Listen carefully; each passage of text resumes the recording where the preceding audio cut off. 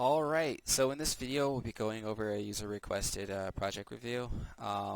It's in the share your work channel, and just keep in mind anyone who shares their project in here, I may take their project and do a video on it, I may not, but starting out pretty much anyone who submits a project within the next month or so, I'll definitely take a look at it and make a video on it. I'll try to keep them brief so that you don't have to sit there for too much time.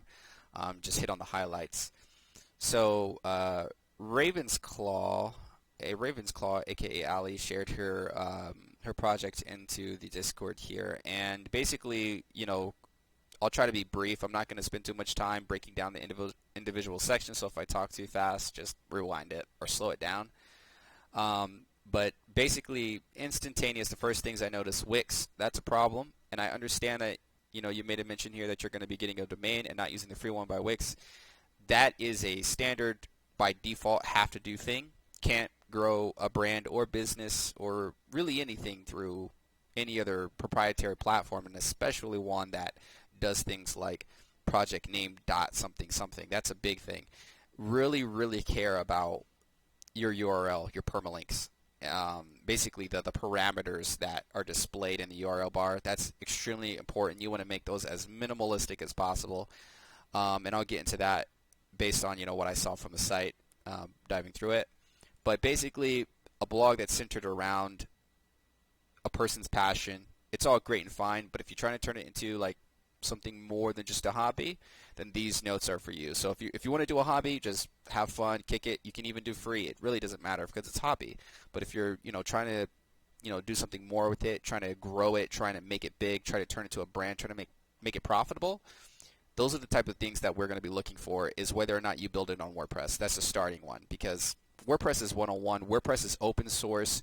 It's free. It's protected by copyleft laws. It's where you should be for any project you hope to make a dollar from, or if you plan to take it seriously. I would even advise to some extent that even if it's a passion, a hobby type website, you should still host it on WordPress, because ownership and avoiding proprietary platforms is such an important topic. Having complete control over your baby is basically a go-to, a number one priority for anyone who's getting into business or blogging or creating content of any sort. Have control. I'll probably make more videos on how these big platforms actually, control the people who create content on them, such as Wix, Squarespace, and this even ties into social media as a broader discussion. But to really kind of like hone that in, just make sure everything's on WordPress every time, no discussion, for the foreseeable future. And there's so many reasons for that. Just quick off top, free, open source, copyleft laws. It's protected in many different ways. It's part of an open source community so that it will grow faster. Innovations will happen for WordPress faster, from third-party applications faster. Wix, Squarespace, and other proprietary services will always be slower on the jump in comparison to WordPress for those reasons. So that's just some things that immediately jump out to me. So getting a domain, very important. When you're even thinking about a domain, think about the backlink profile of the domain, and then think about the age of the domain for sure. Those are the two things you want to be thinking about. Now, if you can find a domain that's got some backlinks on it, some quality backlinks, not some bad ones, and the domain also has a good age, a couple of years, 10, 15 years, even better, that is what you want to go for. So if you can't find a premium domain that's either free or low cost, then go for a name that's based off of relevance as much as possible. And you got to think about the targeted audience, what they're going to be looking for from their perspective. So just domain-wise, we would probably, because this is in the Harry Potter section, like even this right here, HarryPotterUniverse.com would probably be your, a golden type relevancy name we would go for. It's just good practice to keep the domain relevant to your audience as much as possible. I'm not sure how a Ravensclaw diary is relevant, but I would suspect that a Ravensclaw is something related to Harry Potter. I've seen all the movies, but I've not read all the books, so I'm just giving that as my 2 cents in terms of domain purchasing. So focus on relevancy, focus on age, and if you can't get relevancy and if you can't focus on backlinks, focus on age, and if you can't get backlinks and age, then just focus on clear-cut, down the middle, straight to the point relevancy. So if Harry Potter is the keyword audience that you're targeting, maybe Harry Potter should also be in the domain, because as you mention Harry Potter in the footer, in the header, in the sub pages, everywhere. Every time there's a piece of context listed on the site, if they can see Harry Potter in there, that's just going to help your relevancy. You'll strongly rank for Harry Potter related key terms and variations of that keyword. So that's my 2 cents on purchasing domains. I know it's a lot to take in, and I talk really fast, but that's my 2 cents on there. Jumping back to the website though, this is the actual home page. First thing I noticed, the logo's way too small. I think this is a theme that was just uploaded and not really configured too much, which is fine, when you're just getting your feet wet into something. But what I like to do is just not really even work on a project unless I have mapped out the content, and then like on a mind map or even a piece of paper, map out the content, the keywords, the logo, everything mapped out before I actually hit the execution. Because one thing I like to do is look at the Google Analytics and look at the Google Search Console in the most critical way possible. So I want to know when I start at day one versus my actual 6-month point in time. These types of mannerisms will help you measure growth, will help you track growth. And again, this is more if you're not taking this as a passion hobby. So I'm just going to focus on giving advice as if you're trying to make it profitable or you're trying to grow it organically in a significant way. So, first things first, the logo, which needs to be increased in size, and a color palette needs to be drafted up for the entire website, which based on this logo, usually what I do is I create a logo or I have a logo created and then base the rest of the color palettes across the site for that color. So that's what I'll be looking for. But immediately the first thing I see is we've got some high quality images here. One thing I want to say about images is to worry about where you're getting your images from. Are you getting your images from a pool where everyone gets their images from? What editing are you doing to your images in Canva or some related tool, Adobe Photoshop, or wherever you're editing your images? Are you editing your images, and what are the extension types of those images? Are they appropriate for the areas they're being put in? Stuff like that. Those are the things that I really think about initially. Again, I know there's a lot of information to keep in mind, but I'm trying to breeze through it as fast as I can. Welcome to a Raven's Claw diary, sharing my journey through life with the lens of the Harry Potter universe. Okay, awesome. I like that it's in your own little alley. There's probably not too many websites doing something like this. So, first thoughts on what targeted audience would be: Harry Potter fans, maybe individuals who read the books, Harry Potter books. Any keyword related to Harry Potter is what we're going to read here. So when I see Raven claws, I wonder if this would actually be spaced out and not one word. I can understand if you're trying to rank this as the brand name because it is the domain name, but typically what I think of when I think of brand names being mentioned on a website is maybe split them, especially if it's 2 words. Like the words could be powerfulpillows.com, or that's a bad example because naturally somebody would expect powerful and pillows to be 2 different words, but when you're creating a unique name that may not exist elsewhere, then if the first word is actually a word in the dictionary, the second word is as well, split them apart when you mention them on the site. That way you can rank for keywords related to Raven, and you can rank for keywords related to claws, and not necessarily, rank for things that don't exist yet or don't have a traffic volume like Raven's Claw. And that's only to say that if in the book there isn't any like Raven's Claw thing. If there's a Ravenclaw thing in the book and it's all one word, then you've got the right plan with that. But moving on, we see some content here. Okay, these images do look like they were custom made for the post, which is good. Lets me know that you're taking the image seriously, which will help you in Google image search. Okay. I don't think that this is related to Harry Potter. I would replace these images with Harry Potter images. Assuming that you make a transition to WordPress, which I would definitely advise, just in terms of image selection, keeping the images relevant to Harry Potter would be really, really, one of the best things you could do. Because one thing I think about is if they are searching for keywords related to Sorcerer's Stone, Chamber of Secrets, Prisoner of Azkaban, when they're searching for these related keywords and they're looking these things up, they're going to be looking for Harry Potter related images. So if they see something like this, like Just in Time like that, and they're looking for Sorcerer's Stone type keywords, they're not going to click that image, even if you rank really high. So see if you can find images, a repository of images that you can, edit yourself, like how you've edited these, but with, Harry Potter centric themes in the content. Now that's saying if depending on these posts, I haven't read the actual posts, but as you jump through the posts, then we'll hope to see that the images are relevant to the content. So in just in time, it's kind of what I thought. So as we jump into the content, we see that it is talking about Harry Potter. So going back to the image, definitely maybe change the images to Harry Potter related images in terms of just overall imagery. That way you can rank high on Google search when people start searching words related to the book. Um, Recent posts. I think there's an excerpt or something supposed to be underneath here. I don't think this is supposed to be just a title and everything else white.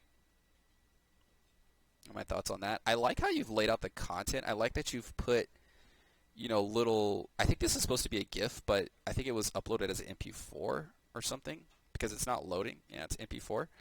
I like that you've added like little nested little subsections within your content. That really makes it easier for the readers to consume your content, and it increases on-time page, on-time page, not on-time page, but the users. Yeah, I think it is called a page on-time page. I don't know why it feels weird to say that. But those are the things that increase the user's time spent on the page, and that is important. All of those little metrics, all of those little engagements of them clicking stuff, spending time watching stuff, that is the things we want to go for. So seeing that you've laid out your content in this way is really good. It means that you're going to have high quality content when you start pushing out your content.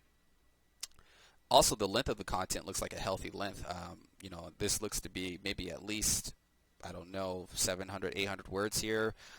Maybe even 1,000. I suggest a minimum of 1,000 or more, but this will depend on keywords because Google's making changes now to where it doesn't matter the length of your content. What matters is that you answer the query when it comes to informational content. That's another thing I would think about is if you really want to grow your overall traffic, are you targeting keywords? Like it's good to have an audience defined, but are you actually targeting keywords for that audience?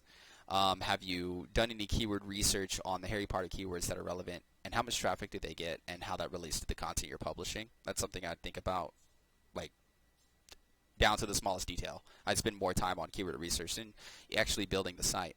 Also, another thing that I was thinking when I saw this here is that I think these are supposed to be H2s, but they're H3s, so that the way that you nest your content is also important.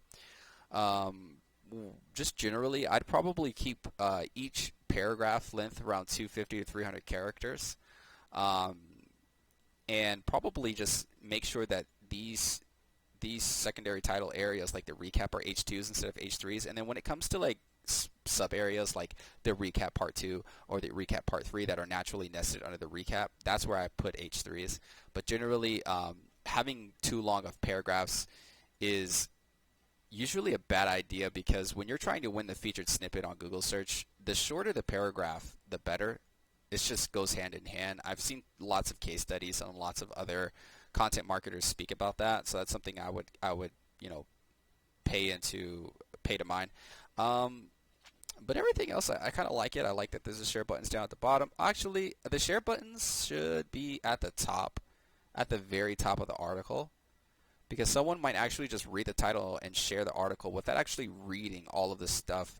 So maybe move the share buttons up to the top. I see a lot of posts from a lot of prominent websites actually put their share buttons at the top. A lot of them use a plugin called a Social Warrior or something like that, and because all of the share buttons for a lot of prominent posts that I've seen on the internet use the same style of share buttons. So you might want to take a look at that if you decide to move over to WordPress. But those are some of my thoughts on the single post article. The contact page, simplistic, maybe even a bit over the top. It's pages like these where you just have simple content that maybe having a sidebar is best. I honestly believe that every page should have a sidebar, especially if you want to increase the chances of people engaging with certain content. Like maybe you had a Harry Potter ebook or something, some sort of digital asset that you wanted to remarket to people, maybe to get their email or maybe to even make a commission or a sale or something. Having a sidebar for stuff like that is why I say like have a sidebar on every page. No page should just be blank bare on its own in that way. especially for the post articles. These are opportunities where someone can join your emailing list. Like right down, in order for me to subscribe to your email, I have to scroll all the way down this 1,000-word article. But if it was over here on the sidebar, then I'd see it right off the bat. And especially if it was a scrolling wide sidebar that just went down with the rest of the page, I think things like that increases your audience size. Search by book. This is a reiteration of the content categories. The only thing that I'll say about this is that it's fine to have content categories that are based off the book. I could see the logic in that. I would still say, let me go back. I would still say to make sure that you're doing the keyword research, because the name of a category, the name of these categories, these are really like your content clusters. And to look into content clusters, in the channels for blogging, I think we've got right here, Learn the Pillar Strategy from HubSpot. Check out that article if you're not sure what I mean by content clusters or pillar content. But when you define these, you want to make sure this is based off of keyword research. There's an actual targeted audience that you're going to be mentioning. Because when you create clusters of content and you center focus content and you interlink other articles to that center focus, you'll want that keyword to be worth it. So is Sorcerer's Stone actually something that will turn a profit or grow the blog in a significant way if you were to rank for that? That's something you've definitely got to know, because what you have here is Sorcerer's Stone, and underneath that there's 4 content pieces that are under Sorcerer's Stone. And I would hope that they interlink between each other. That's another big thing, interlinking your pages. All of your pages should interlink, and I don't think that's happening. But yeah, just make sure you understand that pillar content method and how it relates to your site, and getting your content interlinked, really like a web. You would think of the interlinking structure as like a web across your site that interlinks all the pages so that equity is passed appropriately. That's something I would definitely take a look into. And I have resources on a lot of this stuff. Just if I mention a word or something, just type it in the search, and there's a good chance that it might appear on one of the resources. And if it doesn't, just @ me. Send me an @ message in the channel, and I'll bring it up. And I'll find you the right resources, and I'll post it in the Discord for everyone else to find as well. We've got an About page. I don't like the first impressions I get from this. I like that it's unique, and it's great to have an About page about yourself. But this is one of those pages where 100% have to have a sidebar, and the one thing I do like about it is that it's simplistic. That's definitely nothing bad about that. I just, in terms of design-wise, the first thing I think is this needs a sidebar. And then this needs to be removed. This chat, I think this is probably due to just the theme being installed, but that probably needs to be removed. If you want to engage with with people and have some sort of back and forth commentary on your site, put the discussion in the blog post. Keep the discussion there.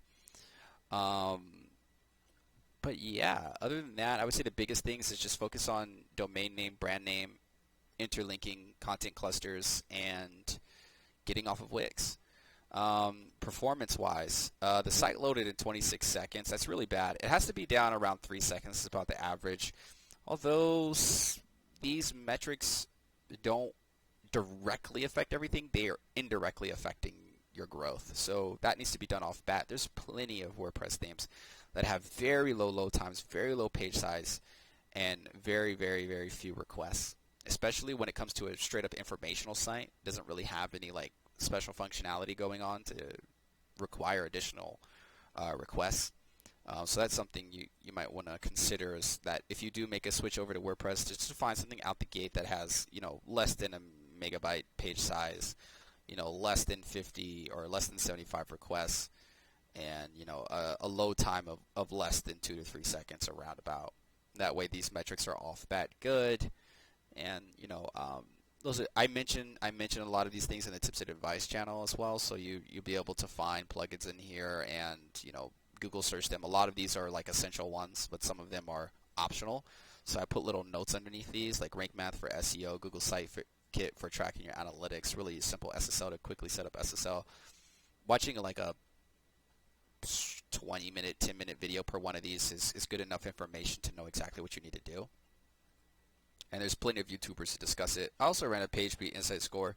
you're in the red for both metrics, desktop and mobile, which on average, most sites that I've seen when they do a decent amount of good best practices, they usually range around 50 to 100 score. So yeah, those are just some things I noticed. But yeah, in terms of overarching like monetization goals, like some things that I would jump out at me if I was to pursue something like this, um, is to maybe monetize around the community. I know that there's companies out there where you can monetize like pop culture brands like Harry Potter or The Simpsons and stuff like that. And maybe I can find those resources for you if you were to at me in the Discord and ask. But there's other companies where you can like remarket things that are a part of pop culture. So legally, you probably could sell Harry Potter cups or mugs or T-shirts or something like that. Or if you're an artist, then I would probably commission art um, that's related to it and sell it that way. But the legality of it all is what comes into question. But Harry Potter type merchandise is what I would go for something like this.